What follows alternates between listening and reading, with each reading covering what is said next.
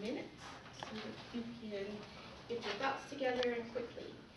I have something I want to say first, and then I will give you the topic. In life, we learn that people will forget what we did or said for the most part, but they would never forget that one special moment when they were teasing, or they had that tear falling down their cheek from happiness, or that warm, fuzzy feeling. So when you come up today, I want you to talk about your greatest Toastmaster moment. I think we have enough time for everyone to come up. Who would like to go first? Oh. Okay, go ahead.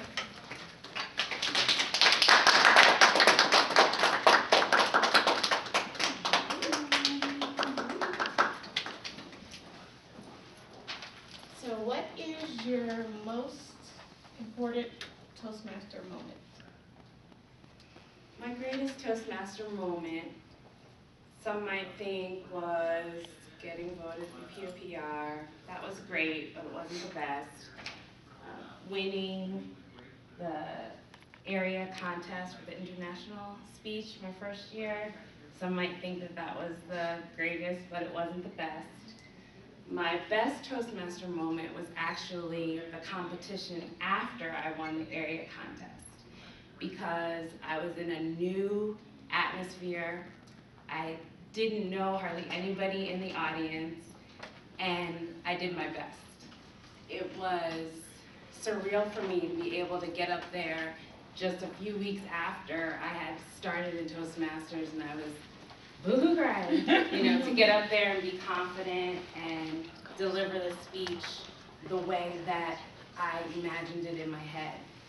Then after I lost, I was down in the audience and people were congratulating me, telling me what potential they saw in me, encouraging me to keep going, and I think that was just the greatest Toastmaster moment I've had. She didn't really care to hear. Thank you. Do we have another volunteer? Step on up, man.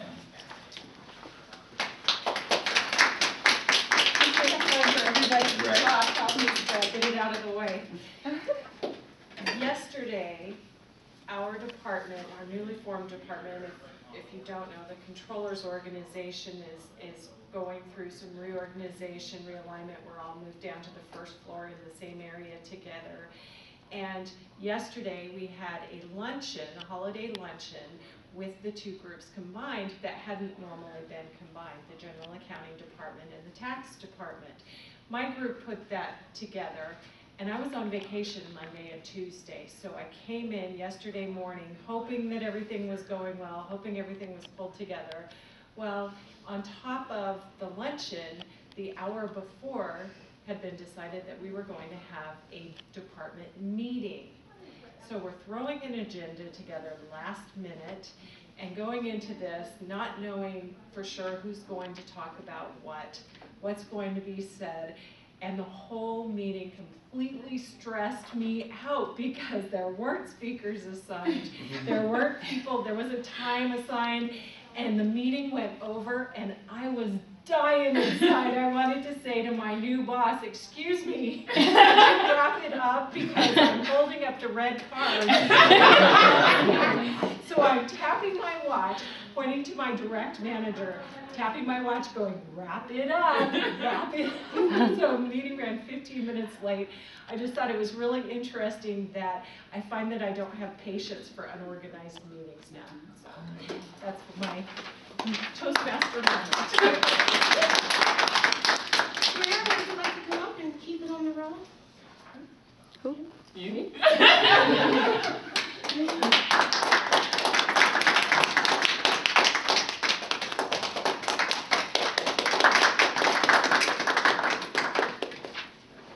My best Toastmaster moment is any moment I speak English.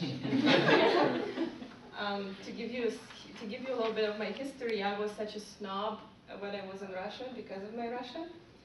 I was a straight A student all my life, and all my essays that I had to write for my Russian, for my literature classes, were A++, They were read to to other classes, to other students as an example. The longer your phrase in Russian, the better. So my phrases were like page long. And I would, in a casual conversation at the party, I would say something that the rest of the party would be like, what did you just say? I don't know. And I would be like, oh, I rock. I'm such a snob. So I'm paying for it right now. At any conversation, I may be like, what did I just say? I have to look up that word or whatever. So anytime I speak to anybody and I make sense to them, they don't have to ask me, what did you just say? That's my Toastmaster moment. And also anytime I host a meeting, I have meetings with my team of 12 people 3 times a week in the morning, and I have to remind them of processes, ask them how they're doing, get some feedback from them. I speak for that half an hour and then ask them how they're doing.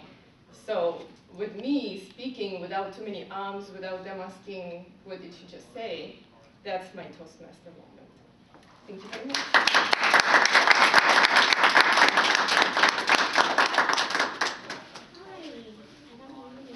Heather. Heather, hi Michelle, would you like to come up?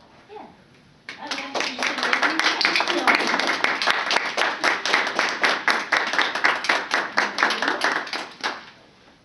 Hi, everybody. You guys are probably wondering, well, she's new. How the heck can she have a really good Toastmasters moment?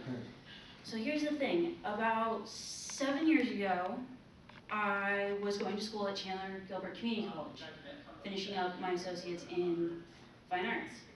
And one of the requirements is a communications credit of some sort. I took public speaking because I figured it would be really easy. Not really.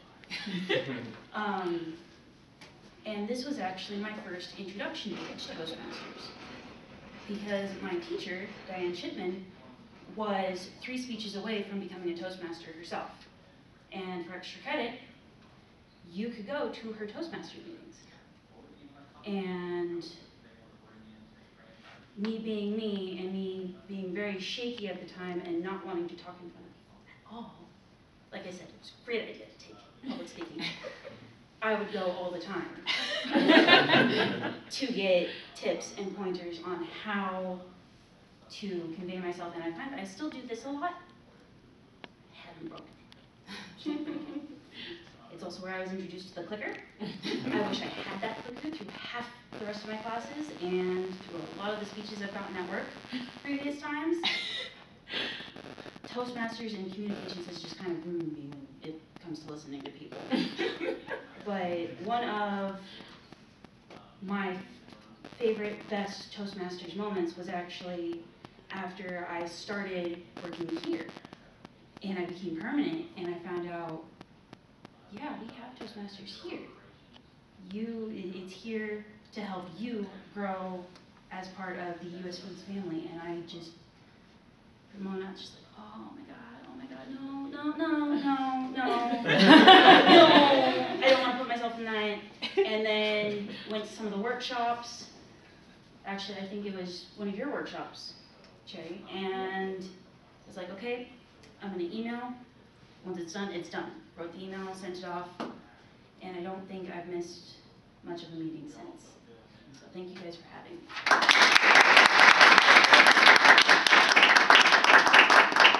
Keith, would you like to come up?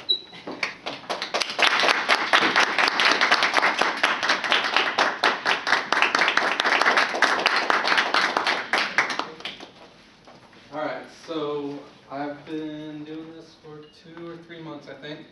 So I'm relatively new. My Toastmaster moment would probably be me and my friend started a sports podcast 2 months ago. We're on episode 14. We do 2 episodes a week. Right now it's basically about the NFL, but I really like basketball, so I try to throw basketball in there as well. He's in Montana, and obviously I'm here. So we go through Skype, and then we record each other's audio. And then he sends me the file after we're done recording, and then I mash them together. Then it sounds like we're talking right next to each other.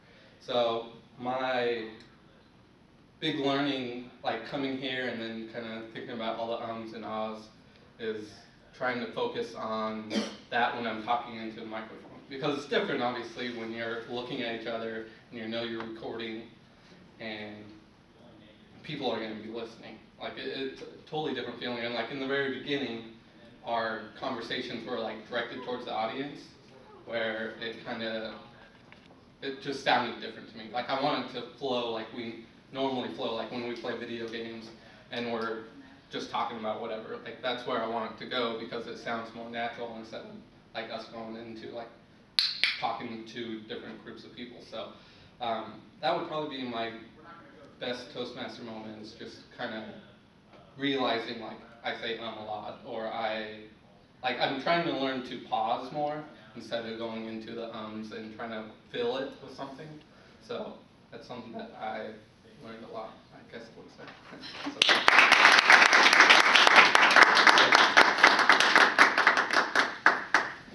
Angel?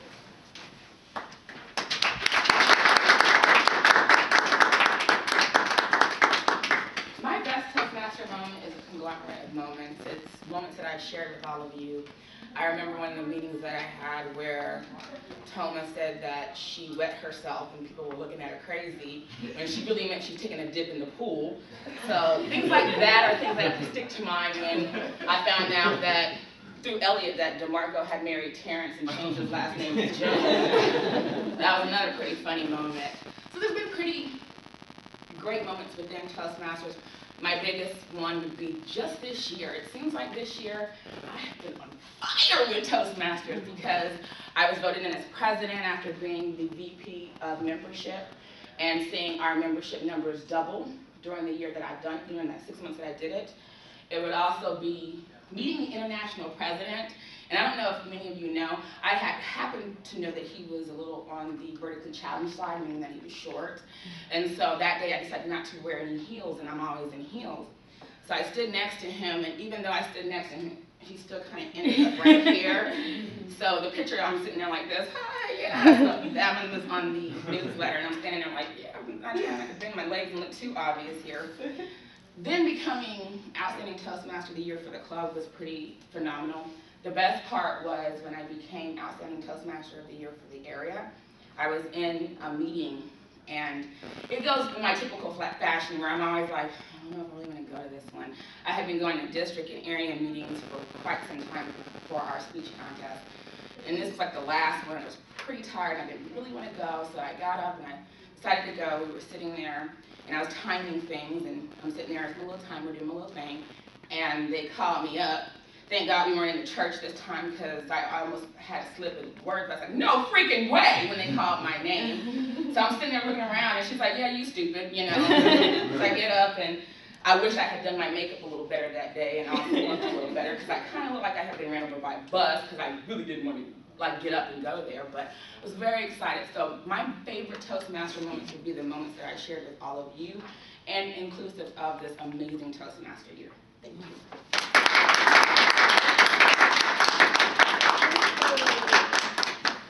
Come on up. Okay. That would be everyone.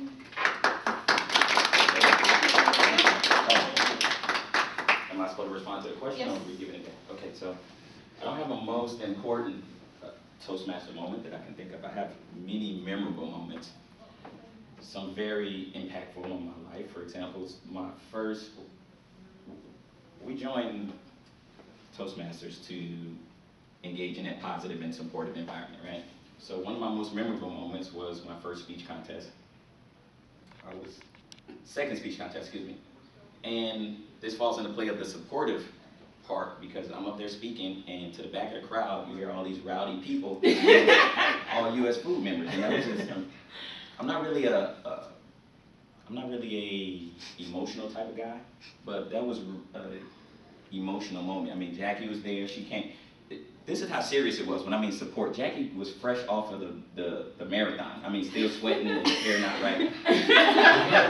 Karina had all her kids there. It was a memorable moment. Another memorable moment was for Michelle. If you look at Michelle now, she seems a lot more comfortable up here speaking as compared to her first time. I don't know if any of you all were here when Q had her first speech. Her first speech, she was ducking and hiding behind the pen. Whereas now Q's one of our most vocal members, right? What has Toastmasters done for me? Toastmasters has, I still really can't speak. I mean, I don't have a problem speaking in front of people, but the purpose of joining was so I could be a more competent speaker, so I could use words like copacetic and copacetic again. But I really enjoyed being here. I mean, of course, there are times we have memorable moments where we argue and not like each other. It happens, we're all family, that's why I call each other family. And that is the end of my time. Thank you. Will you come up? But I have a different subject for you. Oh, of course.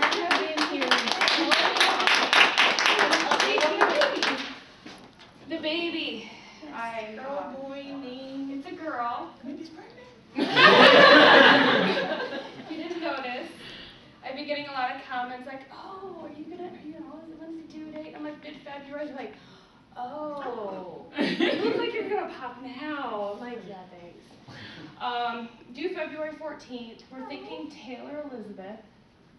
Not 100%, but maybe Taylor Elizabeth. So it's a girl. I have 3 kids already. Busy. Do people touch your belly? Yeah, and I don't mind. It's my last one. I touch my belly a lot. She's low, so I have to wear this brace right now to kind of help her stay up, and so I don't feel like she's driving at my knees. It's really uncomfortable.